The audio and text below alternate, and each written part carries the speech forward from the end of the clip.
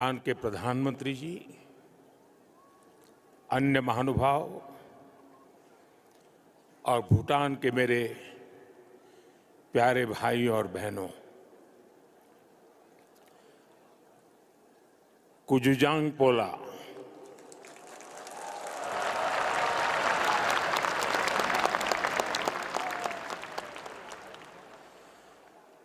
आज का दिन भूटान के लिए,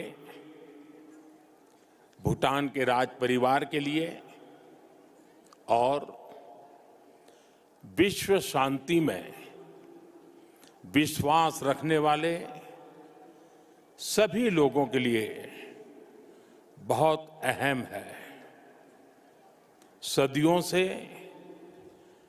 भारत और भूटान का संबंध बहुत ही गहन, आत्मीय और सांस्कृतिक नाता रहा है और इसलिए इस महत्वपूर्ण अवसर पर शामिल होना भारत का और मेरा कमिटमेंट था। लेकिन आज मैं यहां बहुत भारी मन से आया हूं। कल शाम दिल्ली में हुई भयावह घटना ने सभी के मन को व्यथित कर दिया है। मैं पीड़ित परिवारों का दुख समझता हूं। आज पूरा देश उनके साथ खड़ा है। मैं कल रात भर इस घटना की जांच में जुटी सभी एजेंसियों के साथ,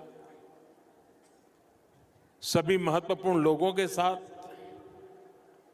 संपर्क में था, विचार विमर्श चलता था, जानकारियों के तार जोड़े जा रहे थे। हमारी एजेंसियां इस षड्यंत्र की तह तक जाएगी। इसके पीछे के षड्यंत्रकारियों को बख्शा नहीं जाएगा। All those responsible will be brought to justice.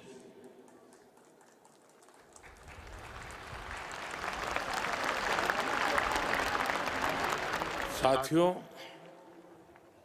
आज यहां एक तरफ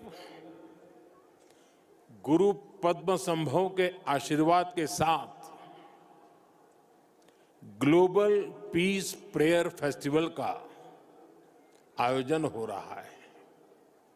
दूसरी ओर भगवान बुद्ध के पिपरहवा अवशेषों के दर्शन हो रहे हैं और इनके सब के साथ हम सब his majesty the fourth king के 70वें जन्मदिन समारोह का साक्षी बन रहे हैं। ये आयोजन इतने सारे लोगों की गरिमामय उपस्थिति, इसमें भारत और भूटान के रिश्तों की मजबूती नजर आती है। साथियों, भारत में हमारे पुरखों की प्रेरणा है वसुधैव कुटुंबकम, यानी पूरा विश्व एक परिवार है। हम कहते हैं सर्वे भवन्तु सुखिनः, यानी इस धरती पर सभी सुखी रहें। हम कहते हैं द्यो शांति ही अंतरिक्षम शांति ही पृथ्वी शांति ही आपः शांति ही औषधय शांति ही, अर्थात संपूर्ण ब्रह्मांड, आकाश, अंतरिक्ष, पृथ्वी, जल, औषधियां, वनस्पतियां और सभी जीवित प्राणियों में शांति व्याप्त हो। अपनी इन्हीं भावनाओं के साथ भारत भी आज भूटान के इस ग्लोबल पीस प्रेयर फेस्टिवल में शामिल हुआ है। आज दुनिया भर से आए संत एक साथ विश्व शांति की प्रार्थना कर रहे हैं और उसमें 140 करोड़ भारतीयों की प्रार्थनाएं भी शामिल है। वैसे यहां बहुत लोगों को पता नहीं होगा, वडनगर, जहां मेरा जन्म हुआ, बौद्ध परंपरा से जुड़ी एक पुण्य भूमि रही है और वाराणसी जो मेरी कर्मस्थली है वो भी बौद्ध श्रद्धा का शिखर स्थल है। इसलिए इस समारोह में आना विशेष है। मेरी प्रार्थना है कि शांति का ये दीप भूटान के, विश्व के हर घर को आलोकित करे। साथियों, भूटान के his majesty the fourth king का, उनका जीवन, विजडम, सिंप्लिसिटी, करेज और राष्ट्र के प्रति सेल्फलेस सर्विस का संगम है। उन्होंने 16 वर्ष की बहुत छोटी आयु में ही बड़ी जिम्मेदारी संभाली, अपने देश को एक पिता जैसा स्नेह दिया और अपने देश को एक विजन के साथ आगे बढ़ाया। 34 वर्षों के अपने शासनकाल में उन्होंने भूटान की विरासत और विकास दोनों को साथ लेकर चले। भूटान में लोकतांत्रिक व्यवस्थाओं की स्थापना से लेकर बॉर्डर एरिया में शांति स्थापना कराने तक हिज मैजेस्टी ने एक निर्णायक भूमिका निभाई। आपने ग्रॉस नेशनल हैप्पीनेस का जो विचार दिया है वो आज पूरी दुनिया में ग्रोथ को डिफाइन करने का एक अहम पैरामीटर बन चुका है।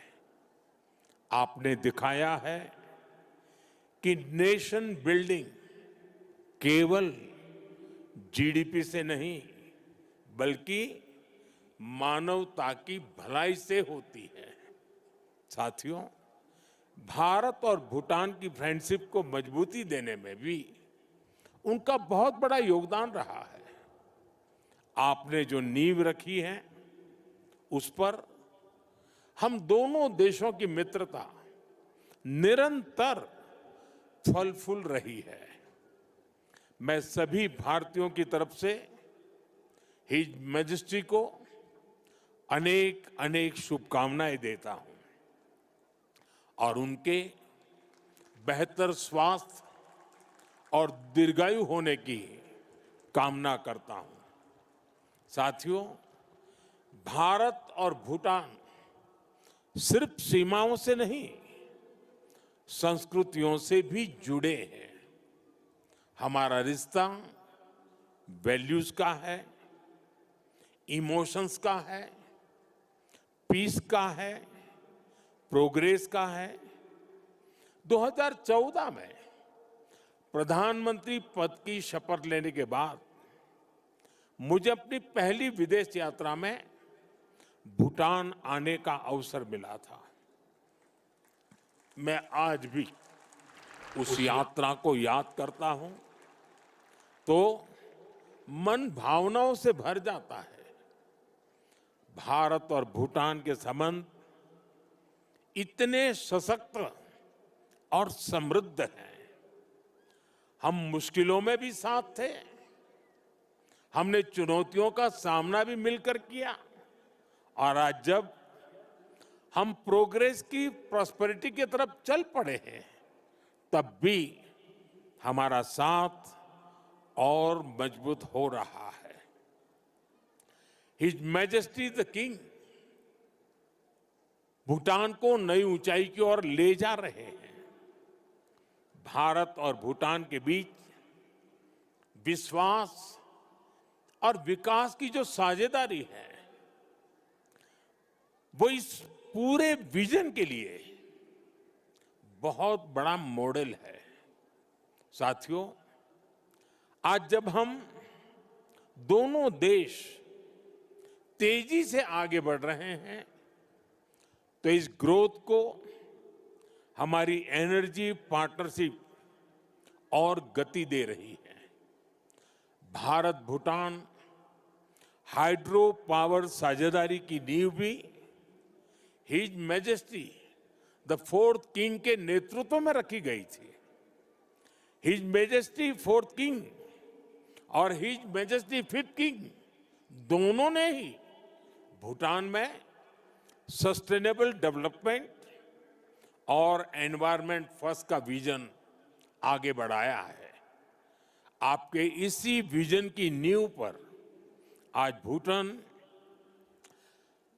विश्व का पहला कार्बन नेगेटिव देश बना है। ये एक असाधारण उपलब्धि है। आज per capita renewable energy generation में भी भूटान विश्व के सर्वोच्च देशों में से एक है।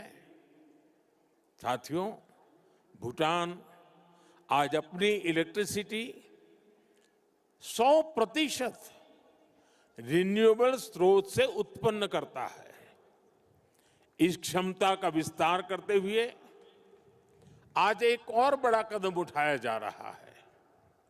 आज भूटान में 1000 मेगावाट से अधिक का एक नया हाइड्रो इलेक्ट्रिक प्रोजेक्ट लॉन्च कर रहे हैं, जिससे भूटान की हाइड्रो पावर कैपेसिटी में 40% की बढ़ोतरी हुई है।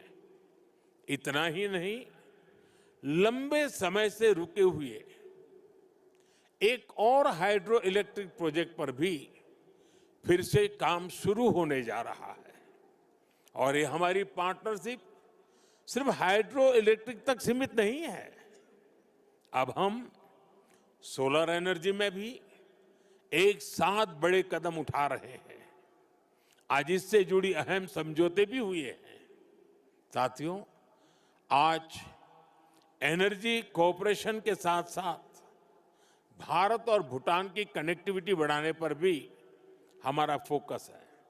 हम सभी जानते हैं, connectivity creates opportunity and opportunity creates prosperity. इसी लक्ष्य के साथ आने वाले समय में गैलेफू और सामर्थ्य शहरों को भारत के विशाल रेल नेटवर्क से जोड़ने का फैसला लिया गया है। इस प्रोजेक्ट के पूरा होने से यहाँ की इंडस्ट्री का, भूटान के किसानों का, भारत के विशाल मार्केट तक एक्सेस और आसान हो जाएगा। साथियों, रेल और रोड कनेक्टिविटी, इसके साथ साथ हम बॉर्डर इंफ्रास्ट्रक्चर पर भी तेजी से आगे बढ़ रहे हैं। हिज मैजेस्टी ने जिस गैलेफू माइंडफुलनेस सिटी के विजन पर काम शुरू किया है, भारत उसके लिए भी हर संभव सहयोग कर रहा है। मैं आज इस मंच से एक और महत्वपूर्ण घोषणा कर रहा हूं। आने वाले समय में भारत गैलेफू के पास इमिग्रेशन चेक पॉइंट भी बनाने जा रहा है, ताकि यहां आने वाले विजिटर्स और इन्वेस्टर्स को इससे और सुविधा मिल सके। साथियों, भारत और भूटान की प्रगति और समृद्धि एक दूसरे से जुड़े हुए हैं और इसी भावना से भारत सरकार ने पिछले वर्ष भूटान के 5 ईयर प्लान के लिए 10,000 करोड़ रुपीस सहयोग की घोषणा की थी। ये फंड रोड से लेकर एग्रीकल्चर तक, फाइनेंस से लेकर हेल्थ केयर तक, ऐसे हर सेक्टर में उपयोग हो रहा है, जिससे भूटान के नागरिकों की ईज ऑफ लिविंग बढ़ रही है। बीते समय में भारत ने ऐसे कई मेजर्स लिए हैं, जिससे भूटान के लोगों को एसेंशियल आइटम्स की निरंतर सप्लाई मिलती रहे। और अब तो यहां यूपीआई पेमेंट्स की सुविधा का भी विस्तार हो रहा है। हम इस दिशा में भी काम कर रहे हैं कि भूटान के नागरिकों को भी भारत आने पर यूपीआई सुविधा मिले।